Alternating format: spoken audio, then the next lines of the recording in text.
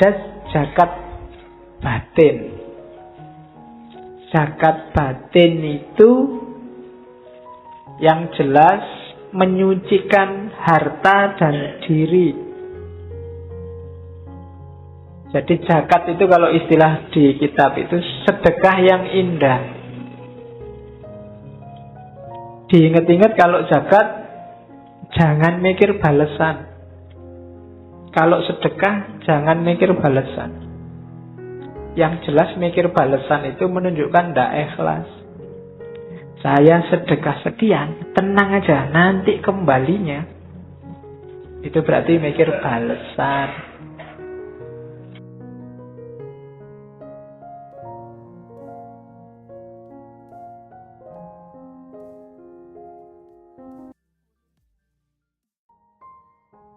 Adat yang hakiki itu apa? Kalau di Sirul Asrar ada 12 kualitas diri yang harus dimasukkan dalam hidup kita paling tidak. Ada la ilaha illallah, ada Allah, ada Hu.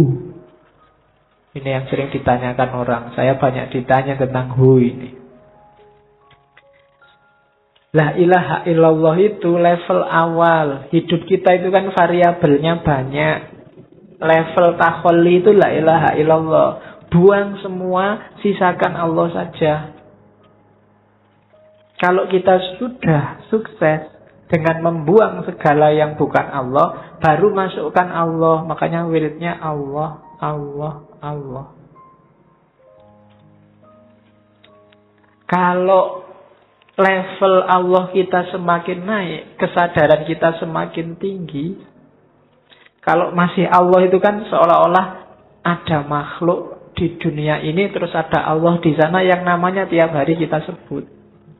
Tapi begitu kita sadar bahwa ya semua yang ada di alam semesta ini manifestasi, tajalli dari keberadaan Allah, akhirnya tinggal Hu.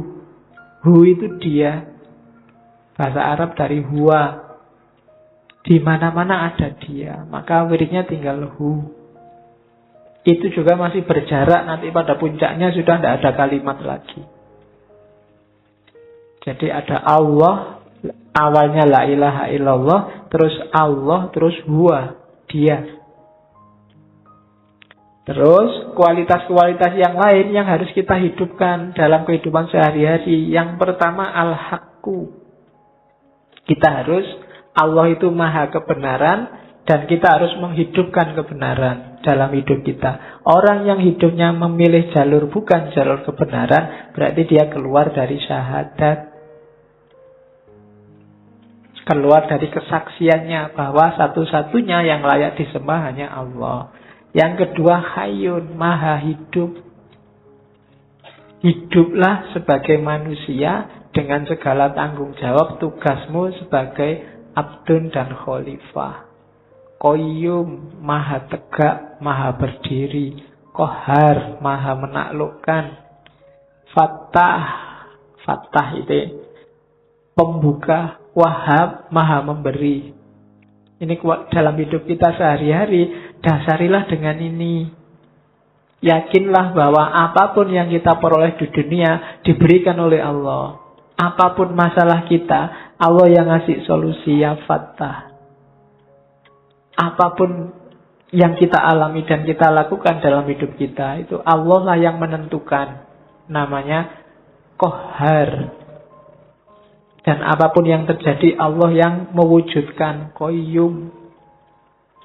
Ini prinsip-prinsip yang kita jalani setiap hari. Kalau kita yakin ada orang lain yang bantu kita mewujudkan keinginan kita, bukan Allah, berarti menyalahi syahadat. Dan seterusnya. Dan yang tiga yang terakhir itu wahid, ahad, somad. Wahid itu yang nomor satu, ahad itu yang satu-satunya. Tunggal. Kalau wahid dalam hidup kita, Allah harus nomor satu. Urusan apapun tidak boleh mengalahkan urusannya Allah. Itu berarti wahid. Kalau wahid nanti ada isnen, ada salasa. Nah, Allah harus selalu number wahid. Selalu nomor satu. Ngaji apa jalan-jalan? Kira-kira yang lebih disukai Allah yang mana? Oh, lebih disukai ngaji. Aku milih ngaji. Itu berarti wahid. Allah kita nomor satukan. Cari pacar dulu apa kuliah? Yang diridhoi Allah. Yang sunnah itu nyari istri, Pak. Jadi saya nyari pacar dulu. Allah lebih suka kita punya anak banyak misalnya. Pokoknya cari prinsip yang menomorsatukan Allah dalam hidup. Yang kedua, ahad. Kalau ahad itu ya Allah lah satu-satunya. Selama ini kita mendefinisikan tauhid itu Allah yang ahad, ya, yang maha esa, yang tunggal. Cuma dalam prakteknya yang membuktikan bahwa kita yakin Allah ahad itu Allah yang wahid. Ketika Allah kita nomorsatukan dalam hidup kita. Buktinya apa bahwa Allah itu wahid? Allahus somad. Qul huwallahu ahad, Allahus somad. Buktinya Allah ahad itu Allah wahid. Buktinya Allah wahid, Allah somad. Allah satu-satunya tempat kita bergantung. Jadi satu-satunya tempat kita bersandar itu Allah. Itu baru kita syahadat beneran. Kita tidak menggantungkan diri pada ijazah, pada IP, pada gelar, pada uang, pada jabatan, pada pekerjaan. Allah saja tempat kita bersandar, itu berarti Allahus somad. Ini kualitas syahadat nomor 1. Mengucapkan syahadatnya gampang, cuma implikasi dan konsekuensinya panjang. Kalau sekedar asyhadu alla ilaha illallah wa asyhadu anna Muhammad Rasulullah saja gampang. Tapi dari situ kan konsekuensinya panjang. Jadi diucapkan lewat mulut tapi juga diinternalisasi dalam hati, diwujudkan nanti dalam perbuatan. Wahid, ahad, somad, hayyun, qayyum, qahar, dan seterusnya. Itu yang syahadat. Terus bersuci. Kalau ini simpel teorinya. Yang kita sucikan 2, lahir dan batin.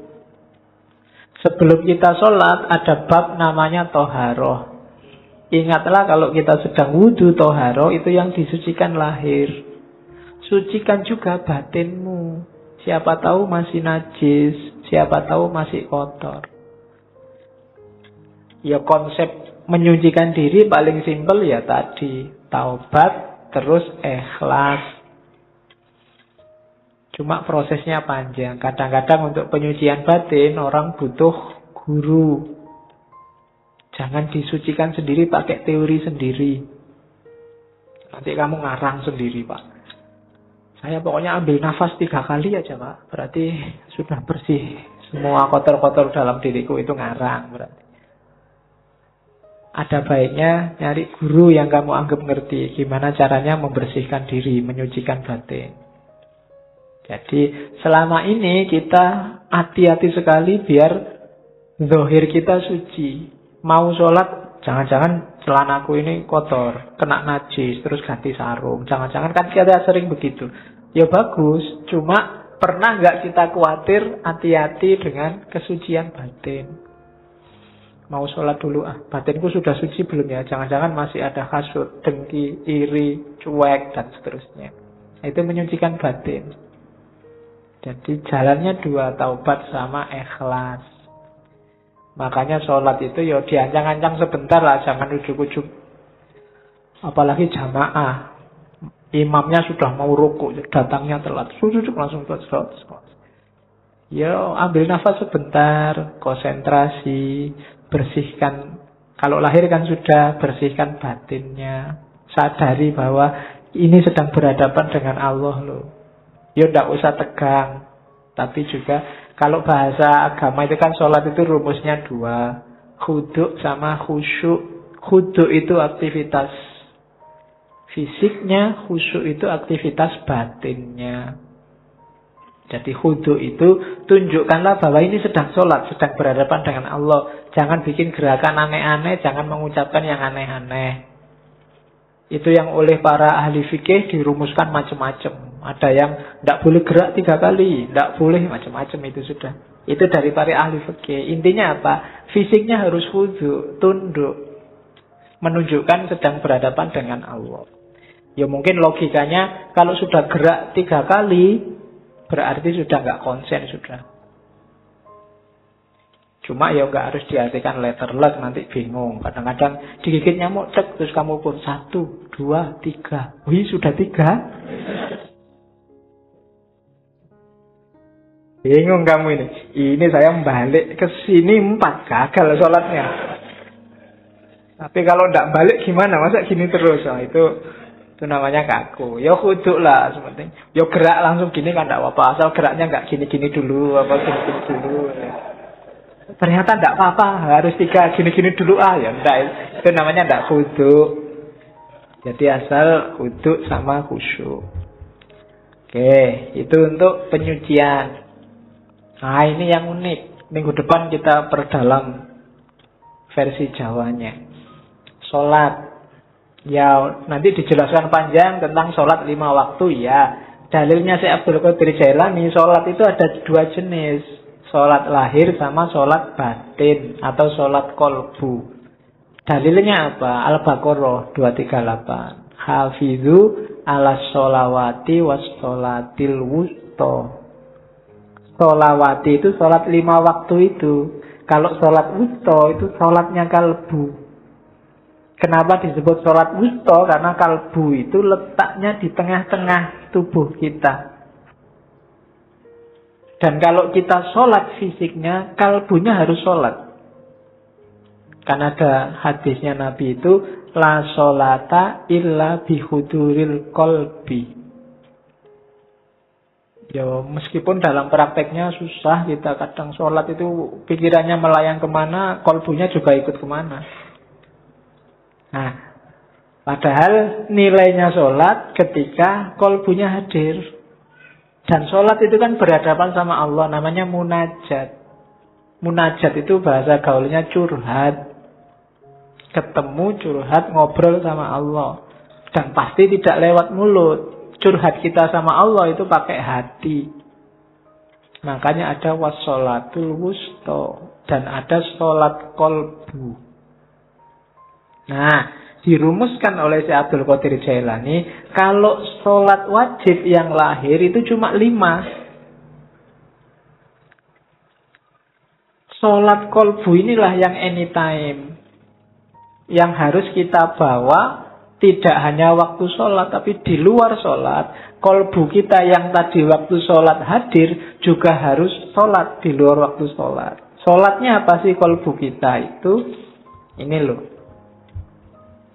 Jadi sholat kolbu itu tidak ada waktunya, terus-terusan. Ini yang sholat tanha anil fasya wal mungkar, itu sholat kalbu. Biar sholatnya tidak fisik saja, dilakukan terus-terusan. Yo, simbolisnya masjidnya itu hati. Harus berjamaah. Berjamaah itu apa? Seluruh anggota tubuh, seluruh batin harus ikut. Kemudian imamnya apa? Ketundukan pada Allah. Kiblatnya apa? Ya Allah yang ada di mana-mana. Jadi kalau sholat wajib yang 5 waktu, simbolisnya sama semua ngadep kiblat. Tapi sholat kolbu ini karena di mana-mana ada Allah, ya segala aktivitas kita, saya ngaji ngadep ke timur, kamu ngadep ke barat, ada yang ngadep ke utara, ada yang ngadep ke selatan. Kalau ini dalam rangka tunduk pada perintahnya Allah, itulah sholat kolbu. Wajahnya Allah ada di mana-mana. Jadi hidup yang selalu mempertimbangkan apa keinginannya Allah, apa yang dimaui Allah. Itulah sholat kolbu. Prinsipnya apa? Katanya Syekh Abdul Qadir Jailani, iyyaka na'budu wa iyyaka nasta'in. Sehari-hari hidup kita, bawalah iyyaka na'budu wa iyyaka nasta'in. Hanya padamu ya Allah aku tunduk, aku menyembah, dan hanya padamu aku minta tolong. Jadi meskipun keluar dari masjid, sudah selesai sholat wajibnya, kolbunya harus tetap sholat. Tetap iyyaka na'budu wa iyyaka nasta'in. Inilah nanti kualitas sholat yang bisa tanha anil fahsya wal munkar. Jadi kalau kalian heran, Pak, ini ada orang sholat wajibnya rajin, tiap hari ke masjid, 5 waktu gak pernah telat, tapi kok masih mau korupsi ya? Masih mau menyakiti orang lain ya? Kata-katanya masih menyakiti hati orang lain. Nah, itu yang sholat baru fisiknya, kalbunya belum sholat. Katanya si Abdul Qadir Jailani, ya harus sholat kolbu. Tidak hanya di masjid, tapi setiap detik kehidupannya isinya adalah sholat. Itulah nanti yang disebut sholat batin. Zakat sekarang, namanya aja ada zakat batin. Zakat batin itu yang jelas menyucikan harta dan diri. Jadi zakat itu kalau istilah di kitab itu sedekah yang indah. Diingat-ingat kalau zakat jangan mikir balasan. Kalau sedekah jangan mikir balasan. Yang jelas mikir balasan itu menunjukkan tidak ikhlas. Saya sedekah sekian, tenang aja, nanti kembalinya. Itu berarti mikir balasan. Gang sama Allah. Mana uangnya? Semua sini. Kita sedekahkan. Tunggu aja, besok akan kembali berkali-kali lipat. Nah, itu mikir kembalian. Apalagi kembalian yang lebih banyak daripada yang dibayarkan. Itu namanya dagang. Jadi rumus pertama orang zakat, jangan mikir kembalian. Terus rumus kedua apa? Zakat ini satu, termasuk sedekah, satu jalan untuk menaklukkan ego. Orang itu biasanya sama miliknya itu melekat. Duitku, milikku. Jangan sentuh milikku, hati-hati tak sikat kamu. Nah, itu kan orang biasanya gitu egoisnya. Motorku, habis dipinjam temenmu terus enak aja minjem, bannya gembos, bensin gak diganti. Itu kan ciri manusia kan gitu. Melekat sama kepemilikannya. Perintah zakat, perintah sedekah itu latihan membunuh egomu. Yang tadi melekat sama dunia itu loh. Latihan dipisah. Itu antara lain lewat zakat. Dan jangan dikira kamu zakat, kamu sedekah itu nolong orang. Berapa kekuatanmu untuk bisa nolong orang? Kalau Allah mau, orang itu bisa dibikin kaya semua. Enggak. Kalau Allah mau nolong, dan Allah pasti bisa nolong, orang miskin sudah ditolong semua. Itu urusannya bukan kamu yang nolong. Itu ujian dari Allah. Melatih egomu menunjukkan keikhlasanmu. Jangan dikira, wah, setelah dia miskin, sekarang tak tolong, baru dia kaya. Enggak, bukan kamu yang bikin dia kaya. Jadi kalau Allah mau, semua kebutuhan orang fakir miskin akan terpenuhi. Maka kalau berzakat, jangan niat bantu.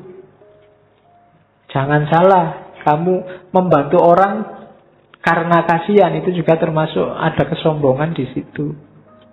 Emangnya Allah tidak bisa nolong dia? Pasti bisa. Maka kalau kamu zakat, niatilah lillahi ta'ala. Karena Allah merintah saya zakat. Kenapa? Aku itu cuma hambanya Allah kok. Kalau aku punya sesuatu, itu berarti titipan dari majikanku. Siapa? Allah. Hamba itu kan tidak punya apa-apa. Dia miliknya majikannya. Maka semua yang dimiliki hamba itu hakikatnya titipan dari Allah. Tidak layak kita merasa itu hak milik.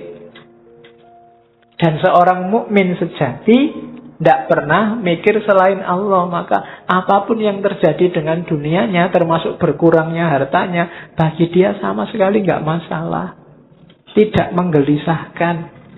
Meskipun bolak-balik di rumahnya ada orang minta-minta, semuanya dikasih seikhlasnya dia. Kan kita sering kan ada orang minta, orang ngemis lah, ada orang di rumah, orang ngamen lah, yang sering bikin kita sebel itu kan. Dari pesantren mana datang, kita wawancarai sampai setengah jam, ngasihnya cuma 5.000. Ini pesantren mana, buktinya mana, suratnya dari Pak RT mana suratnya itu. Nanti akhirnya, wah saya tidak percaya nih mas, ini untuk ongkos saja 2.000. Sering kan kita gitu, pelitnya kita. Oke, ya seandainya ditipu emangnya urusan kita. Kasih aja kalau ada loh ya, kecuali kalau sama-sama tidak punyanya.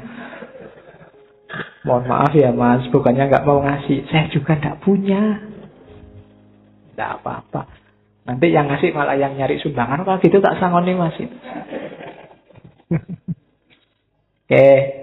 Itu mental dermawan. Puasa.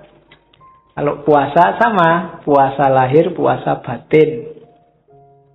Puasa batin itu kemampuan kita mengendalikan sendiri full time. Kalau puasa lahir kan yang wajib 1 bulan, Ramadan. Tapi puasa batin, kemampuan kita untuk tidak tergoda, terkendali, menghadapi dunia.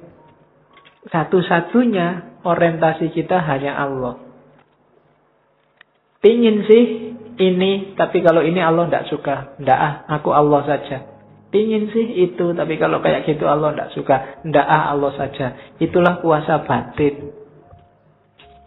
Kalau puasa batin, anytime. Kayak sholat tadi. Kalau yang lahir sih cuma yang wajib 1 bulan Ramadan. Puasa batin katanya si Abdul Qadir Jailani ya bisa batal juga. Batalnya apa? Kalau kita tergoda oleh dunia berarti saat itu kita batal. Kalau batal gimana? Ya dimulai lagi dari awal. Jadi itulah puasa lahir dan puasa batin. Terus haji. Ini haji saya nggak sempat nerjemah, tak potong aslinya. Kalau haji syariat kita sudah tahu ada manasiknya. Kalau haji hakikat gimana? Fazadahu wa rokhilatahu awalan al-mailu ila sohibit talqin wa akhadahu minhu. Ini maksudnya apa? Untuk haji rohani, haji itu kan perjalanan suci. Perjalanan suci kalau rohani namanya suluk. Adanya di mana? Tasawuf. Jadi haji rohani itu ya para sufi yang melakukan riyadhah. Yang pertama apa? Carilah guru yang ngerti untuk belajar. Setelah itu apa? Summa mulazamata dzikri bil lisan. Setelah itu amalkan dengan lesanmu. Setelah itu wa mulakhadzatu maknahu. Perhatikan maknanya hatta tahsila khayatal qalbi lahu. Zikir dengan lesan, perhatikan maknanya, karena zikir ini bisa menghidupkan kolbu. Kalau kolbu sudah hidup dengan zikir lesan, summa yastahilu bi zikril batin. Batinmu akan zikir juga. Hatta yusaffihi mulazamata asma'is sifat. Sampai kemudian batinmu yang tiap hari zikir itu menemukan nama-nama, menemukan tajallinya Tuhan. Fatadhura ka'batas sir. Sehingga tampaklah Ka'bahnya yang hakiki, Ka'batas sir, Ka'bah rahasia. Ka'bah rahasia itu apa? Batinmu, hatimu. Bi anwaris sifat. Dengan cahaya sifat-sifat Allah. Dan itu ada ayatnya. Allah itu kan ketika nyuruh Ibrahim sama Ismail untuk bangun Ka'bah kan pertama-tama disuruh mensucikan batin. Wa ahidna ila Ibrahima wa Ismaila antohiro baitiya litta'ifina. Jadi bukan bangun tapi menyucikan. Menyucikan Ka'bah. Ka'bah yang di mana? Di dalam dirimu. Makanya dulu Syekh Hamzah Fansuri berjalan kemana-mana sampai Mekah, sampai Thailand, sampai nyari Ka'bah, nyari Tuhan. Di dalam Ka'bah pun tidak ketemu. Ketemunya di dalam hati. Itu Ka'bah itu sir. Tawaflah di sana. Kalau nggak ada kesempatan haji lahir, haji batin. Syukur-syukur bisa dua-duanya, lahir dan batin. Nah itu kalau haji. Kalau zikir, ini ibadah semua. Kalau zikir, nggak saya baca ya, langsung ringkas. Ada zikir lisan, ada zikir nafas, ada zikir kolab, ada zikir ruh, ada zikir sir, ada zikir khafi, ada zikir ahfal khafi. Itu dari luar semakin ke dalam, semakin ke dalam. Saya jelaskan agak cepat, nanti dengarkan rekamannya lagi. Yang pertama zikir lesan, gampang. Mulutmu menyebut asmanya itu zikir lesan. Tujuannya apa zikir lesan? Mengingatkan hati. Yuzakirul qalb, biar gak lupa sama Allah, dibantu oleh lesannya. Karena hati ini sering bolak-balik. Kalau kualitasnya sudah bagus, zikir nafas. Zikir nafas itu zikrun hoiru masmu. Kalau hatimu bilang Allah, kamu bisa merasakan. Mulutnya diem. Tapi di sini Allah. Allah itu zikir nafas. Orang bilang suara hati. Kayak ada film yang bisa mendengarkan hatinya orang ngomong. Kata hatimu apa mah kedengeran. Itu nafas. Jadi zikir nafas itu ya sama sebenarnya kayak mulut, tapi yang membunyikan sini. Kayak perasaanmu ngomong Allah, Allah, itu zikir nafas. Naik level lebih dalam, zikir qalb. Zikir qalb itu tidak lagi cuma ngomong Allah, Allah, tapi hatinya mulai mengamati hakikat Allah, kebesarannya sama keindahannya. Itu zikir qalb. Semakin fokus, semakin konsentrasi pada Allah. Tidak hanya mengucapkan Allah. Itu zikir qalb. Yang keempat, zikir ruh. Zikir ruh itu musyahadatu anwari tajalliyatis sifat.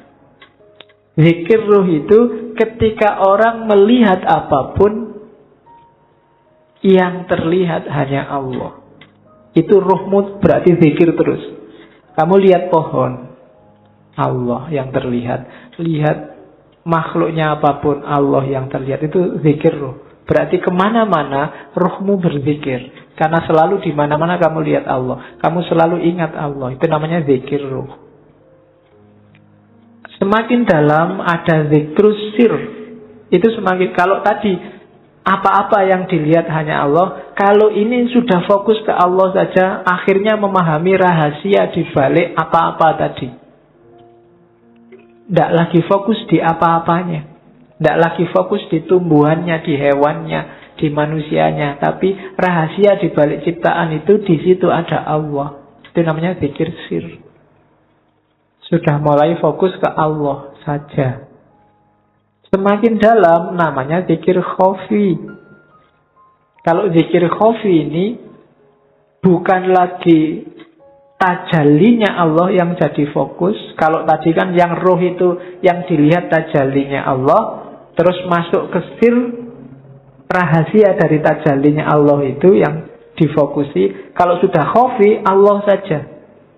Hakikatnya itu Allah itu apa? Makanya ada istilah fi maq'adi sidqin. Tempat duduk yang benar. Maksudnya posisi dan hakikat Allah itu apa? Itu zikrul khafi. Sudah tidak ada apa-apa lagi. Yang dipahami, difokusi cuma hakikat Allah. Baru yang terakhir, zikru ahfal khafi. Khafi itu samar. Samar yang paling samar. Samar yang paling samar itu fana. Bahkan dirinya sendiri nggak ada, yang ada hanya Allah. Itu zikir ahfal khafi. Dan 7 level zikir ini sifatnya hierarkis. Semakin naik kelas, semakin naik kelas. Diteorikan nggak ada gunanya, praktekkanlah. Ya, batinmu, hidupmu, sampai dirimu sendiri lenyap, Yang ada hanya Allah. Berarti sampai ke level fana. Namanya zikru ahfal khofi. Terus bagian akhir dari kitab itu Syekh Abdul Qadir Jailani mengingatkan, hati-hati ya, kalau kita sudah jadi orang baik, sering-sering ada penyusup. Penyusupnya itu apa? Sifat-sifat buruk yang kita tidak sadar. Orang baik yang tersusupi sifat buruk, ya karakternya berarti dia sekarang jadi orang buruk. Dan itu katanya Syekh Abdul Qadir Jailani, contoh hadisnya banyak. Misalnya, marah itu merusak keimanan, sebagaimana cuka merusak madu. Al-ghadabu yufsidul iman kama yufsidul khallu pada madu. Jadi hati-hati ya orang beriman, ojo nesunan, ojo ngamuan. Kalau kamu ngamuan, imanmu rusak. Jangan beragama dengan marah. Marahmu itu merusak imanmu sebagaimana juga merusak madu. Ini hadis populer sebenarnya. Cuma kita jarang merenung, jarang tafakur. Jangan-jangan kita golongan orang beragama yang ngamuan. Begitu kamu ngamuan, ya berarti imanmu rusak. Kayak madu yang dirusak oleh cuka. Ada lagi contohnya. Al-hasadu yakulul hasanat kama takulun narol khatoba. Ini apalan zaman sanawiyah dulu. Hasad itu membakar kebaikan sebagaimana api membakar kayu. Hasad itu senang lihat orang lain sumpek dan sumpek lihat orang lain senang. Itu namanya hasad. Kalau kamu hasad, kebaikanmu habis terbakar. Ada lagi, ghibah. Ini yang mungkin kamu jarang dengar ya. Al-ghibatu asyaddu minas zina. Hibah itu ngomong orang lain, menggunjing yang tiap hari kita lakukan lewat Facebook, WA. Itu asyaddu minas zina. Lebih buruk daripada zina. Dasar ya. Tapi jangan dibalik ya. Daripada kita hibah, zina aja lah. Iya, mikirmu mesti gitu. Ya, hati-hati jangan hibah. Ini kalau di Sirul Asror nanti di bawah ada. Kalau ingin ngejar sanatnya ada. Rangkaian sanatnya. Ada lagi. Al-fitnatu na'imatun. Fitnah itu sesuatu yang tertidur. Dan Allah melaknat siapapun yang membangunkannya. Siapa yang suka fitnah, bikin berita hoax, Allah akan melaknatnya. Orang bakhil itu tidak akan masuk surga meskipun dia abid atau zahid. Ada lagi, riya itu syirik khafi, syirik yang tersamar. Ada lagi, para pemfitnah itu tidak akan masuk surga. An-nammamu la yadkhulul jannah. Ini hadis-hadis yang menunjukkan sebaik apapun kamu, kalau menyusup dalam dirimu sifat-sifat buruk, maka tidak ada gunanya kebaikanmu semuanya. Ibadahmu, kesolehanmu, segalanya akan rusak kalau dia masuk sifat-sifat buruk. Namanya orang-orang yang mufsidin, rusak dan merusak. Maka hati-hati dengan moralmu, mentalmu. Oke, ini kalimat penutup. Kalau di Sirul Asror, yang bagi ayyakuna lisaliki fatonan basiron nadiron ila khawatimil umur. Seyogyanya, karena kita di Jogja. Ayo kan yang bagi kan sejogjanya, masuk sesolonya kan enggak. Sejogjanya seorang salik itu harus fatonah, pinter, cerdas, basiron, mampu membaca realitas rohani, itu basiroh. Nadhiron, mampu melihat realitas materi. Ila khawatimil umur, hingga ke hakikat segala sesuatu. Jangan tertipu seorang salik. Wa yatafakkaru fi idbariha, dan berpikir, bertafakur, mencari hikmah terhadap peristiwa yang sudah terjadi. Walayah tarro bidzohiril akhwal, dan tidak tertipu dengan zohirnya sesuatu, zohirnya satu kondisi. Jangan ketipu dengan lahirnya. Faqadit tafaqo ahlat tasawufi, dan sudah bersepakat, sungguh telah sepakat para ahli tasawuf, annasalika ilal ahwal yahfalu an mukhawwiliha, bahwa seorang salik yang hanya ambisi mengejar ahwal, biar dapat karomah, biar naik derajatnya, biasanya melupakan orang yang memberikan ahwal, yaitu Allah. Itu salah satu ketertipuannya. Kayak seperti firman Allah, fala ya'manu makrallahi illal qaumul khasirun, dan tidak akan merasa aman dari tipu daya Allah kecuali orang yang rugi. Jangan merasa sudah benar, sudah selamat, sudah pas.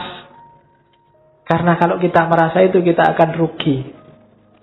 Sebagaimana dalam hadis qudsi selanjutnya, peringatannya Allah pada Nabi Muhammad, ya Muhammad, basyiril mudhnibina bi anni ghafurun wa anziris shadiqina bi anni ghayurun.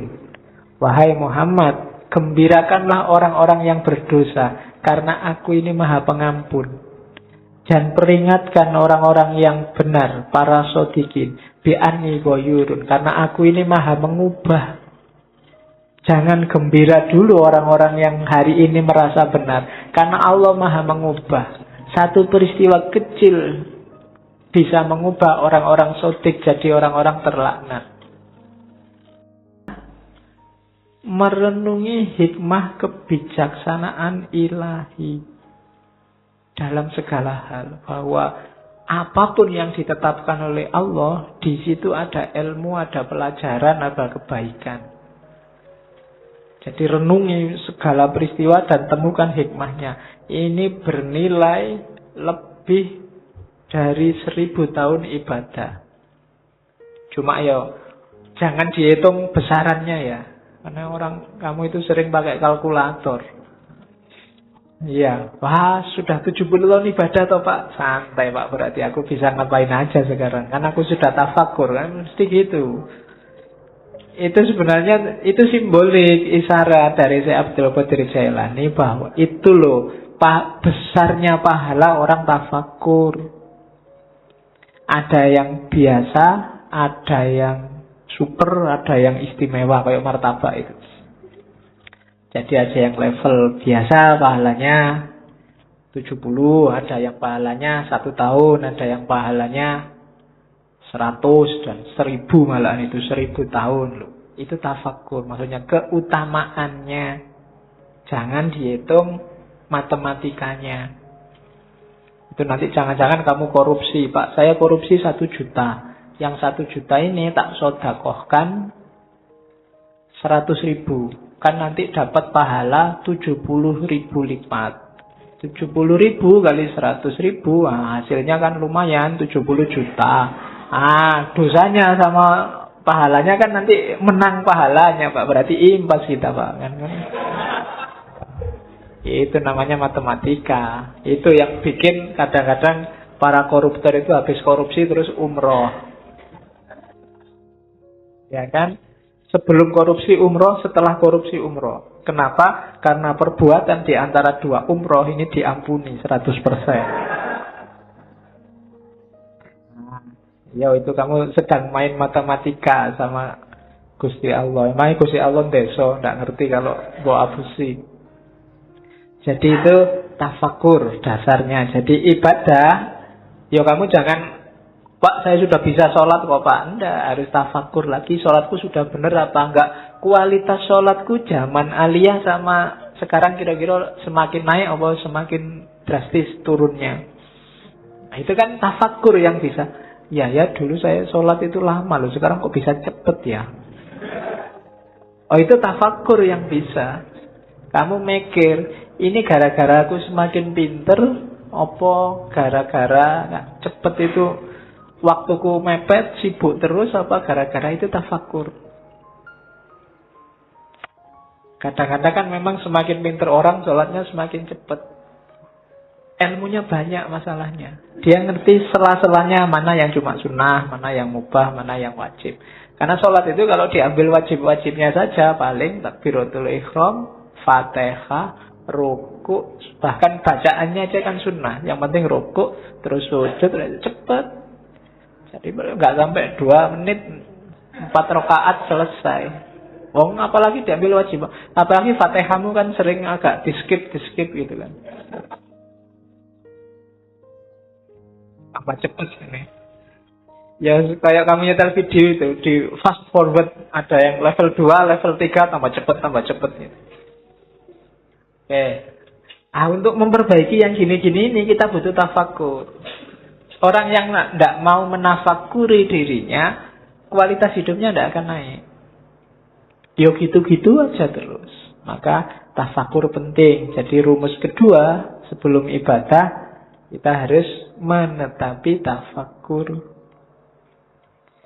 Yang ketiga, fokusnya ibadah apa? Cinta ilahiyah.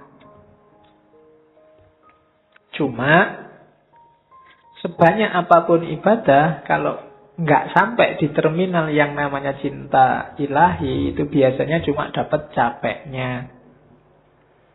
Untuk cinta ilahi apa? Rumusnya katanya, yo pelan-pelan, katanya si Abdul Qadir Jailani. Yo ndak ujuk-ujuk kamu terus jadi wali, terus dapat karomah gitu, ndak iso. Jadi pelan-pelan. Yang pertama apa? Diperangi dulu nafsu hewaninya.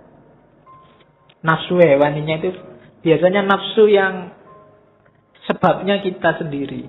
Hasrat, keinginan, dan seterusnya. Rakus, tidur berlebihan, malas, itu musuh paling besar dalam dirimu. Kalahkan ini dulu. Kalau mengalahkan dirimu sendiri aja tidak bisa, jangan harap dapat cinta ilahiyah.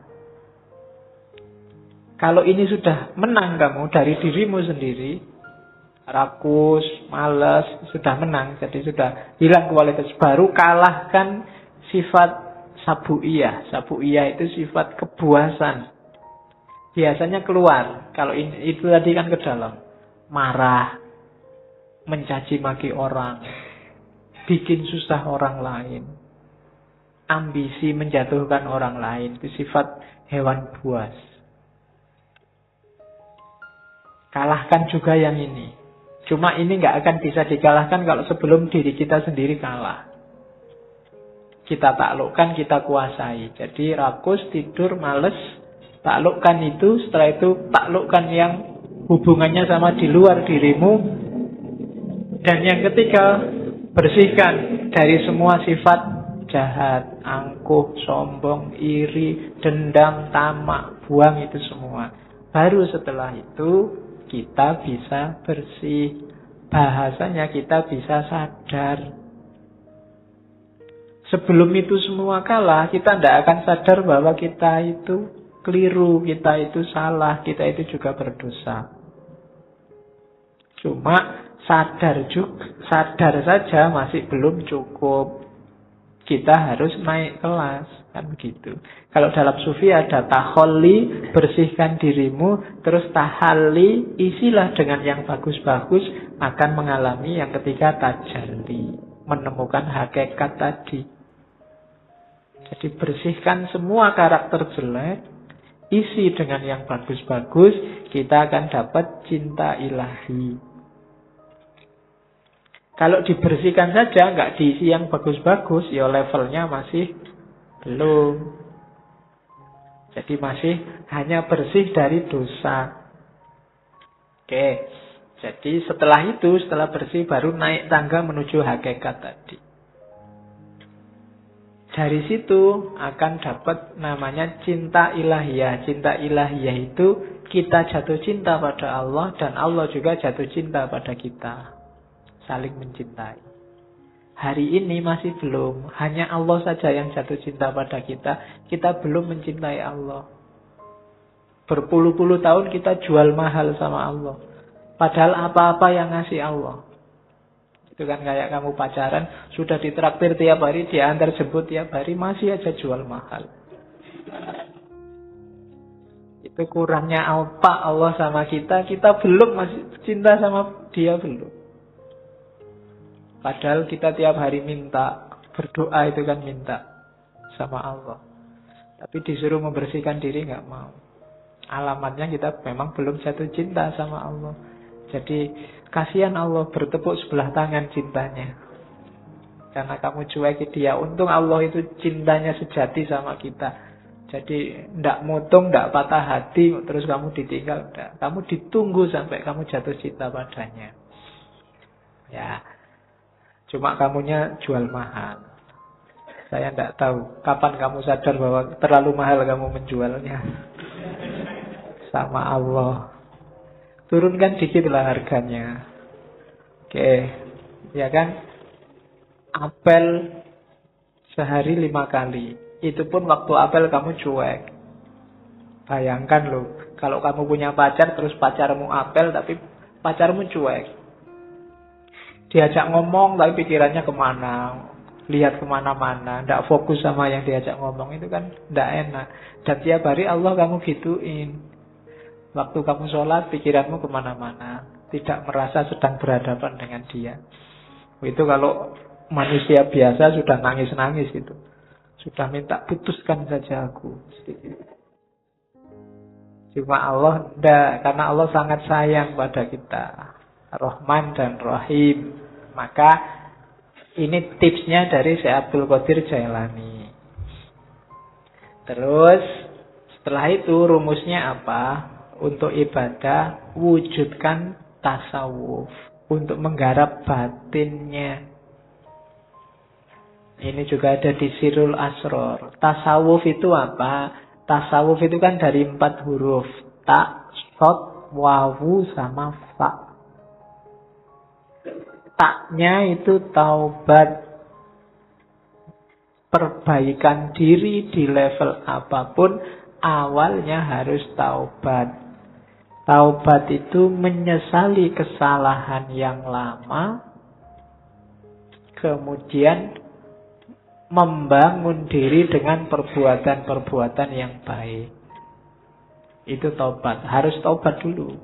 Kalau merasa benar terus, orang yang selalu merasa benar, itu biasanya berat kalau disuruh taubat. Dia merasa sudah full, wis apik, wis bener. Tidak mungkin salah aku. Berarti wong sudah merasa paling benar, ya tidak mungkin taubat sudah. Maka katanya Syekh Abdul Qadir Jailani, levelnya pertama, mau melakukan apapun yang baik, syaratnya harus taubat. Bersihkan diri dulu. Karena ibaratnya kayak air. Kalau campur sama kotor, hasilnya mesti kotor. Entah airnya dulu apa kotorannya dulu. Seperti apapun situasinya, maka harus bersih. Air kotor diisi apapun, ya statusnya tetap kotor. Dia harus dibersihkan dulu. Maka taubat yang pertama-tama. Setelah itu sofa. Sofa itu kesucian, ketentraman, kebahagiaan. Syaratnya untuk sofa, syaratnya untuk suci adalah, untuk tenang adalah, untuk tentram adalah bebas dari keterikatan dunia. Yang bikin kamu hari ini cemas, sumpek, galau, ndak konsentrasi, ndak bisa jatuh cinta sama Allah, hidupmu ndak jelas ke utara ke selatan, pasti urusan dunia. Begitu dunia kamu letakkan di ranking bawah, hidupmu mungkin lebih santai, lebih tentram, lebih tenang. Cuma kenapa kok kamu gampang galau, gampang cemas hari ini? Kemungkinan besar dunia levelnya atas dalam hidupmu. Jadi yang kedua, sofa. Yang ketiga, kalau sudah taubat dan suci, sudah nggak terikat lagi oleh dunia, masuklah ke huruf wawu, walayah, kewalian. Walayah itu berarti orang yang 100% hidupnya berhubungan dengan Allah, mencintai dan dicintai Allah. Di antara cirinya, kayak istilah dalam Al-Quran itu, la khaufun alaihim walahum yahzanun.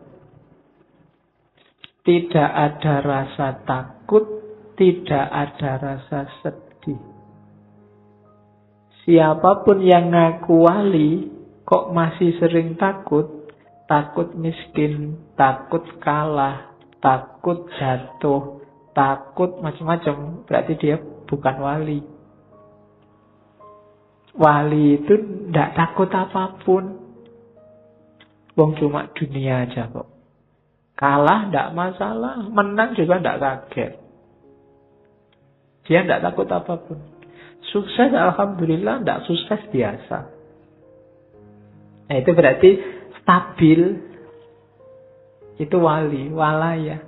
Apalagi sedih, tidak ada yang bikin dia sedih. Segalanya sudah skenario dari Allah. Itu berarti orang semacam ini sudah memasuki walaya. Kalau sudah tobat, sofa, walaya, terakhir dia masuk ke fana. Fana itu, kalau tadi kan dunia nggak dianggap penting. Ketika masuk fana, bahkan dirinya sendiri juga nggak penting. Yang penting hanya Allah. Kalau ngomong itu representasi dari keinginan Allah. Kalau melakukan sesuatu itu bukan keinginannya, bukan keinginanku, tapi keinginan Allah. Meninggalkan sesuatu bukan mauku, tapi maunya Allah. Itu berarti orang sudah fana. Egonya sudah dibakar habis. Hanya Allah yang jadi fokusnya. Jadi siapapun yang cita-citanya jadi sufi, paling tidak ikuti huruf-huruf tasawuf. Tak, sod, wawu, dan fa. Taubat, sofa, suci, kemudian walayah, wilayah, masuklah dalam perlindungan Allah, wilayah, dan fana. Nah itu ibadah harus membawa ke sini. Ibadah itu diawali dari taubat, dalam pelaksanaannya harus tenang, tentram, sofa, suci, tanpa motif apapun, lillahi ta'ala, nggak ada dunia yang ikut. Kemudian yang ketiga, wilayah, pasrah 100% pada Allah, baru mencapai fana. Itu batinnya ibadah harus ada ini. Jadi setelah tadi menuju cinta ilahi, selanjutnya mewujudkan tasawuf. Kemudian ibadah juga penting untuk menemukan cahaya. Tadi saya bilang di awal-awal banyak dibahas tentang cahaya Nur Muhammad, hakikat Muhammadiyah.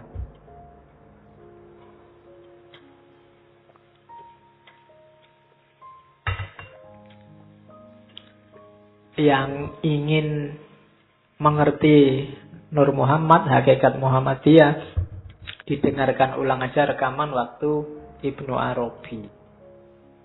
Di semua sesinya, di ngaji sebelumnya banyak sudah ngomong itu.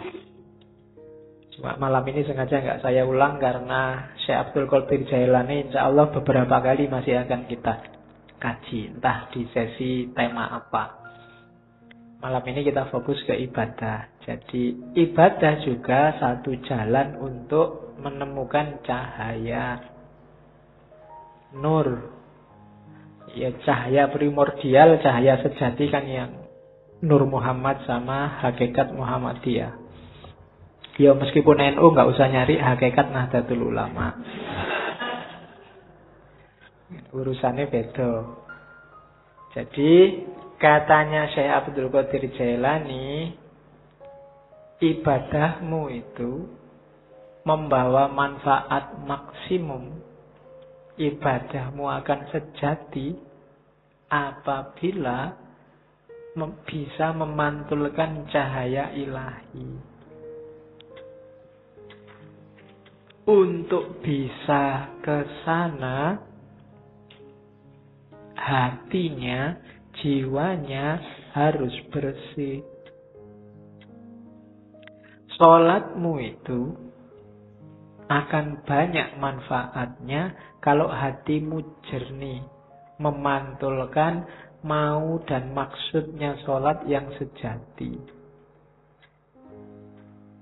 Kenapa selama ini ibadah kita rasanya kok formalitas, tidak ngefek sama sekali dengan kehidupan kita? Karena kita ada dalam kegelapan. Orang yang gelap itu kan tidak kelihatan apa-apa. Sejatinya yang dia lakukan dia tidak paham, hakikat yang dia pahami, yang dia jalani juga dia tidak ngerti. Kenapa begitu? Karena hatinya gelap. Akalnya mungkin masih jalan, masih cerdas, bisa ngeritik sana, ngeritik sini, bisa ngomongnya kelas tinggi, tapi hidupnya sehari-hari tidak mencerminkan yang diomongkan. Tidak mencerminkan yang diceramahkan kemana-mana. Kenapa begitu? Ya kalimatnya hanya berhenti di mulut. Hidupnya sendiri bukan cerminan itu. Kenapa kok hidupnya tidak jadi cerminan? Karena hatinya gelap. Menangkapnya pakai akal dia canggih, tapi menangkap pakai hati tidak bisa. Kenapa? Hatinya gelap. Nah, maka di antara syaratnya ibadah, biar maksimum manfaatnya, singkaplah kegelapan hati. Bersihkan hatimu. Kalau katanya Ghazali, kotorannya hati itu kayak satu titik kotor di kaca. Kalau masih awal-awal, segera kamu bersihkan, mudah. Tapi kalau kamu biarkan lama, apalagi terus ditambah kotoran lagi, tambah kotoran lagi, lama-lama gelap dan membersihkannya susah. Akhirnya yang gelap pun kamu anggap terang, karena kamu nggak pernah ngerti terang. Jadi yang jelek kelihatannya jadi bagus. Kenapa? Karena belum pernah lihat cahaya yang baik, cahaya kebaikan. Sehingga yang jelek inilah dianggap inilah yang bagus. Kenapa begitu? Karena batinnya sudah gelap. Ya semakin mengerakkan membersihkannya tambah susah. Apalagi sama orang pinter. Orang pinter itu barang salah dia bisa muter-muter jadi benar. Sudah jelas-jelas ada buktinya, kadang-kadang ada CCTV-nya, masih bisa bikin alasan biar benar. Itu jagonya akal. Menunjukkan canggihnya akal, tapi sekaligus menunjukkan gelapnya hati. Hati itu tidak bisa dibohongi. Hati itu kalau salah dia akan bilang salah, kecuali dia sedang gelap. Kalau dia sedang gelap, ya dia tidak bisa melihat mana yang sejati. Nah, hati yang gelap itu terhijab oleh amal-amal buruk. Membersihkannya gimana? Ya agak susah memang, tapi katanya Syekh Abdul Qadir Jailani, ayo diupayakan. Yang pertama apa? Cari pengetahuan. Ilmunya harus banyak dulu. Ilmu apa? Ya yang berhubungan dengan pembersihan batin tadi. Cari ilmunya dulu, jangan ngawur. Nanti membersihkan hati pakai paranormal. Membersihkan hati pakai apa? Tidak. Pengetahuan dulu. Cari ilmunya dulu. Kalau sudah dapat ilmu, diamalkan ilmunya dengan usaha, dengan keberanian. Tidak ada gunanya ilmunya numpuk, ngaji sampai sesi 140 sekian, tapi tidak ada satupun yang diamalkan. Hidupmu tidak naik-naik kualitasnya. Ada pengetahuan, amalkan. Setelah itu, gunakan ilmumu untuk menaklukkan egomu. Tadi, menaklukkan dirimu. Dirimu harus ada di bawah kendali hati yang jernih, yang bercahaya. Akalmu jadikan pendukungnya. Akal ini bisa dibawa ke utara, bisa dibawa ke selatan. Akal ini pasukan yang paling kuat.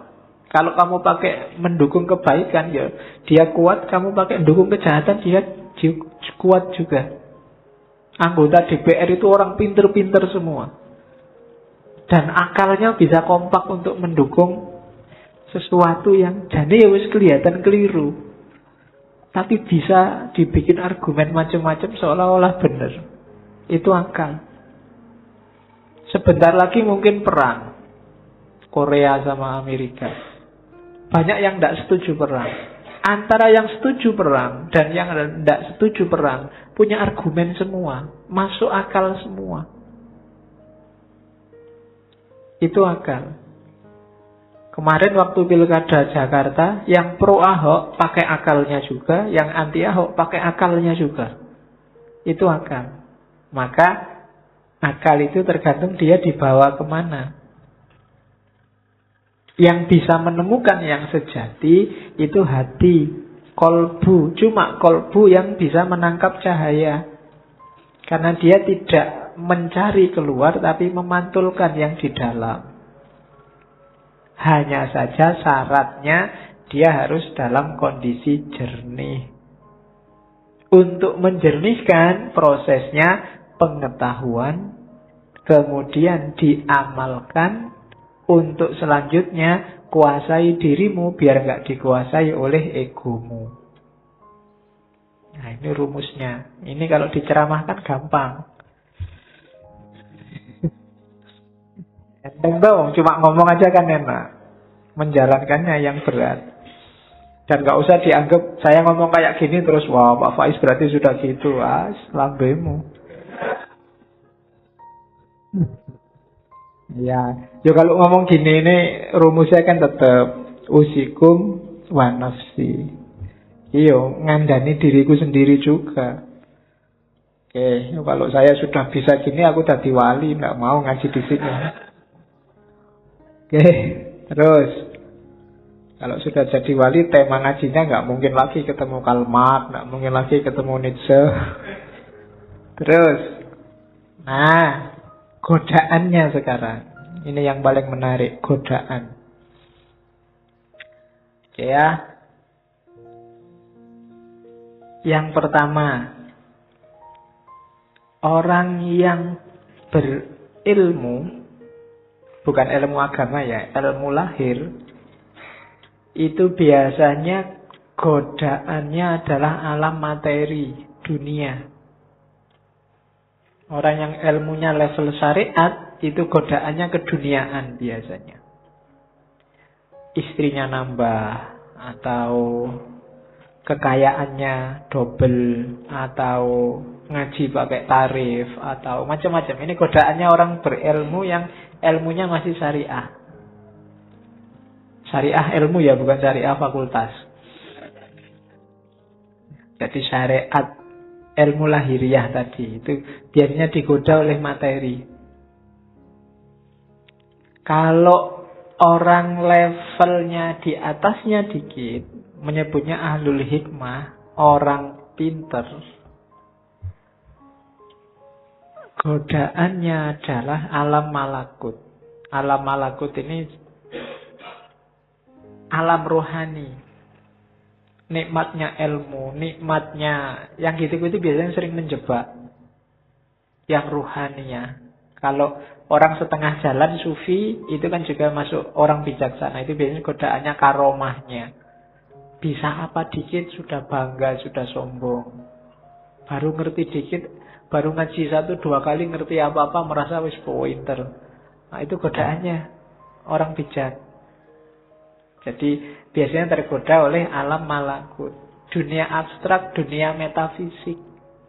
Kalau ada orang lain, itu orang levelnya masih materi, ilmunya masih ilmu duniawi.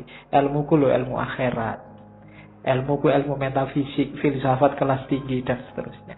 Itu godaannya orang pinter. Godaannya ahli hakikat itu sifat-sifat ilahiyah. Membanggakan dirinya sendiri. Aku kok bisa kayak gini ya. Berarti ini rasanya ekstase itu. Orang lain belum ngalami, aku sudah ngalami. Itu godaannya sudah. terjatuh dalam kesombongan, kebanggaan diri. Sama, jatuhnya juga pada egonya.